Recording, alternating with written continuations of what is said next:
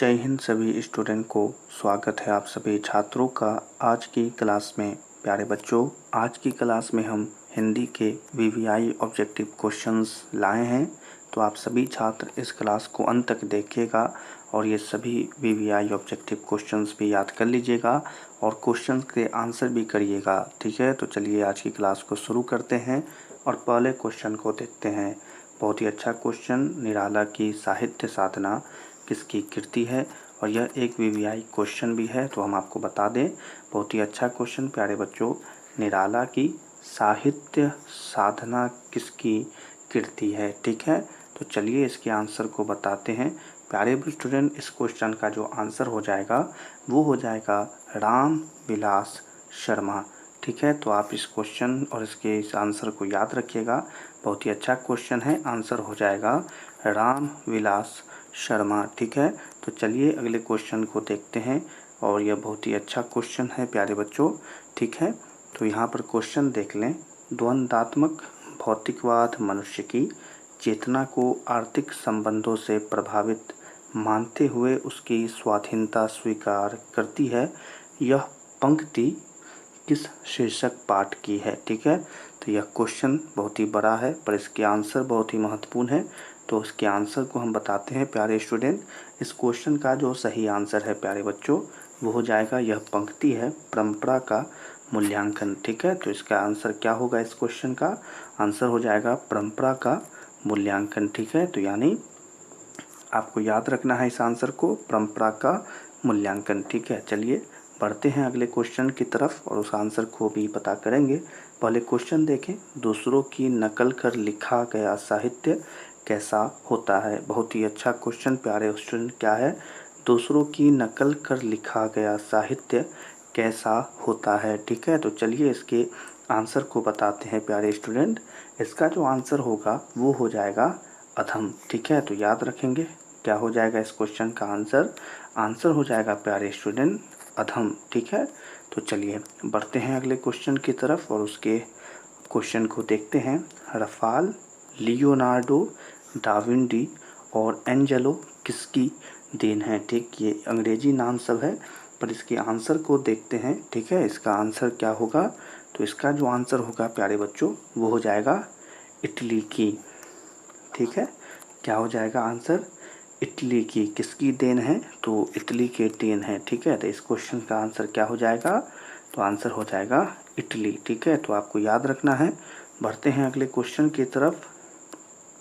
बहुत ही अच्छा question, Shakespeare कौन थे। बहुत ही अच्छा क्वेश्चन, शेक्सपियर कौन थे, और यह तो वीवीआई है क्योंकि यह क्वेश्चन तो बहुत बार मैट्रिक के परीक्षा में आ गया है। ठीक है, तो इस क्वेश्चन के आंसर को बता दें। इसका आंसर होगा प्यारे स्टूडेंट कि शेक्सपियर नाटककार था। ठीक है, तो इस क्वेश्चन का आंसर क्या होगा, आंसर हो जाएगा शेक्सपियर कौन था, तो नाटककार था। ठीक है, चलिए अगले क्वेश्चन को देखते हैं और बहुत ही अच्छा क्वेश्चन है प्यारे बच्चों। तो क्वेश्चन देखेंगे, निराला की साहित्य साधना कितने खंडों में रचित की गई है। बहुत ही अच्छा क्वेश्चन, निराला की साहित्य साधना कितने खंडों में रचित की गई है। ठीक है, तो इसके आंसर को देखेंगे प्यारे स्टूडेंट, इसका क्या आंसर होगा।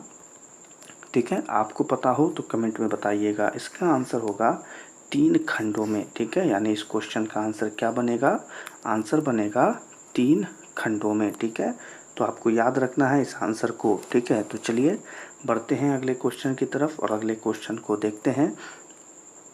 अगला क्वेश्चन है, लेखक रामविलास शर्मा का जन्म कब हुआ। क्या है क्वेश्चन, बहुत ही अच्छा क्वेश्चन, लेखक रामविलास शर्मा का जन्म कब हुआ। ठीक है, तो आपको पता हो तो जल्दी से बताइएगा। इसका आंसर जो हो जाएगा प्यारे बच्चों वो हो जाएगा 10 अक्टूबर 1912। ठीक है, तो इस क्वेश्चन का आंसर क्या बनेगा, आंसर बनेगा 10 अक्टूबर 1912। ठीक है, तो आपको याद रखना है। चलिए बढ़ते हैं अगले क्वेश्चन की तरफ और उसके आंसर को भी देखेंगे।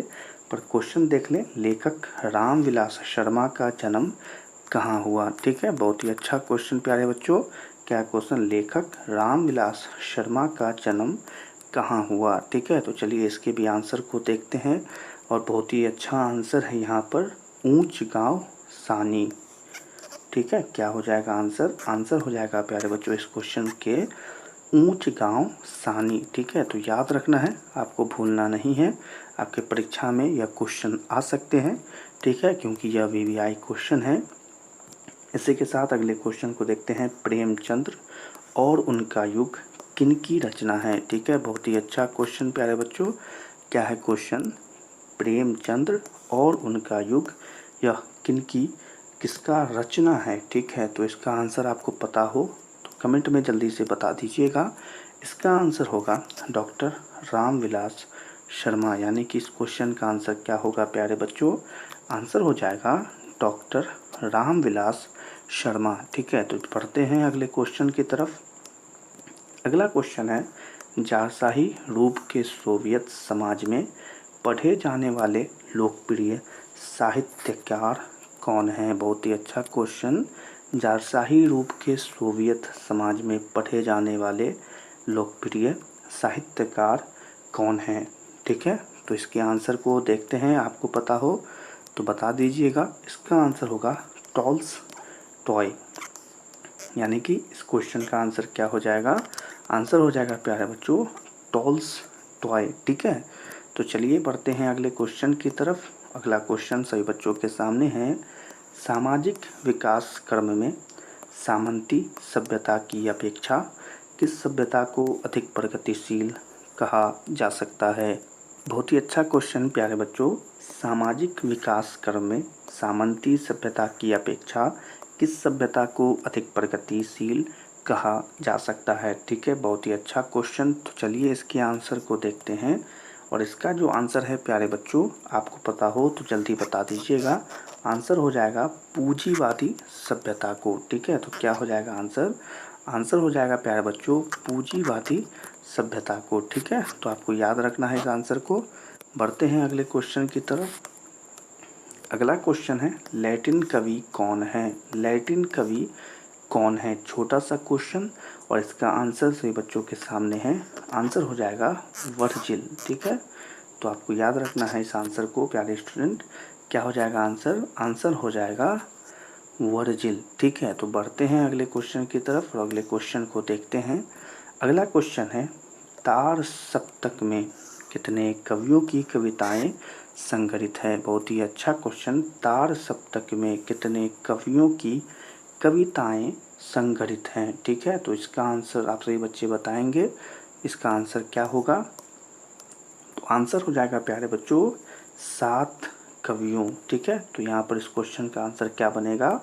आंसर बनेगा 7 कवियों की संग्रहित है। ठीक है, तो चलिए याद रखना है। बढ़ते हैं अगले क्वेश्चन की तरफ और अगला क्वेश्चन देखते हैं। बहुत ही अच्छा क्वेश्चन। अज्ञान ने तार सप्तक कब संपादित किया? बहुत ही अच्छा क्वेश्चन। अज्ञान ने तार सप्तक कब संपादित किया? ठीक है, तो यहाँ पर डेट पूछा जा रहा है आपसे, तो आपको इसे याद रखना है। तो इसका जो आंसर हो जाएगा प्यारे बच्चों, वो हो जाएगा 1943 ईस्वी में। ठीक है, तो यानी कि इस क्वेश्चन का आंसर क्या बनेगा?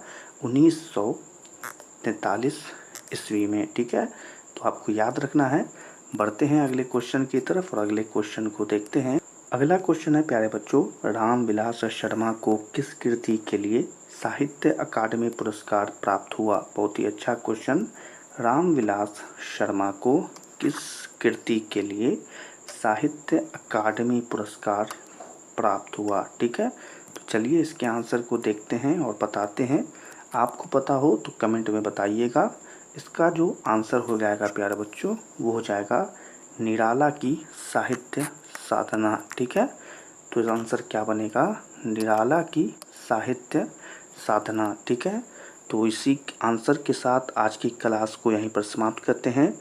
आप सभी छात्र इस क्लास में पढ़ाए गए सभी आंसर को याद रखिएगा। ये क्वेश्चंस आप सभी बच्चों के मैट्रिक परीक्षा 2025 के लिए बहुत ही वीवीआई है और इम्पोर्टेंट है। तो आप सभी छात्र इन सभी क्वेश्चन और इसके आंसर को याद कर लीजिएगा। तो आज की यह क्लास यहीं पर समाप्त होती है। क्लास पसंद आई हो तो इस क्लास को लाइक कर दीजिएगा और अपने मैट्रिक परीक्षा 2025 के लिए चैनल को सब्सक्राइब कर लें, ताकि आपको वीवीआई ऑब्जेक्टिव और सब्जेक्टिव क्वेश्चंस आसानी से प्राप्त हो सके। आज की यह क्लास कैसी लगी कमेंट में ज़रूर बता दें और इस क्लास को अपने दोस्तों के साथ भी शेयर करें। सभी छात्रों से मिलेंगे अगली क्लास में। तब तक के लिए आप सभी छात्रों को जय हिंद।